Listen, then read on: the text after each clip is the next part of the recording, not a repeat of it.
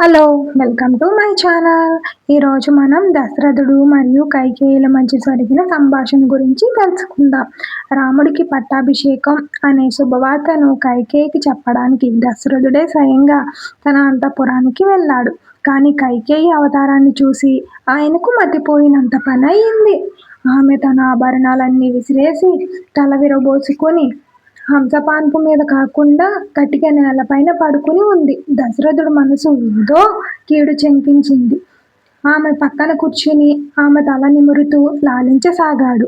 కానీ కైకేయి దశరథుడి చేతులను విదిల్చి తాను చెప్పాలనుకున్న విషయాలను 4 మాటల్లో చెప్పేసింది.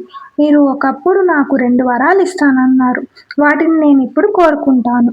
రాముడికి బదులుగా భరతుడు యువరాజు కావాలి నా మొదటి కోరిక. రెండవది 14 ఏండ్లు వనవాసానికి వెళ్ళాలి రాముడు అని చెప్పేసింది. దశరథుడు ఈ మాటలు వినగానే మూర్ఛపోయాడు. తరువాత కాస్త తేలుకుని దశరథుడు పులి ముందు నిలబడ్డ జింకలా పెద్ద స్వరంతో నీకేమయ్యింది అని అడిగాడు. రాముడు నీకేం కీడు చేశాడు? తన సొంత తల్లి కంటే నిన్నే కదా ఎక్కువగా ఇష్టపడ్డాడు, అభిమానించాడు. నీకు తెలియదా నువ్వు ఎంతటి చెడ్డదానివైపోయావు? రాముణ్ణి విడిచి నేను క్షణం కూడా ఉండలేనని నీకు తెలియదా? నీ కాళ్ళు పట్టుకుంటాను, దయచేసి నీ నిర్ణయాన్ని మానుకోవా అని చెప్పేసి అడుగుతాడు. వేరే వరాలు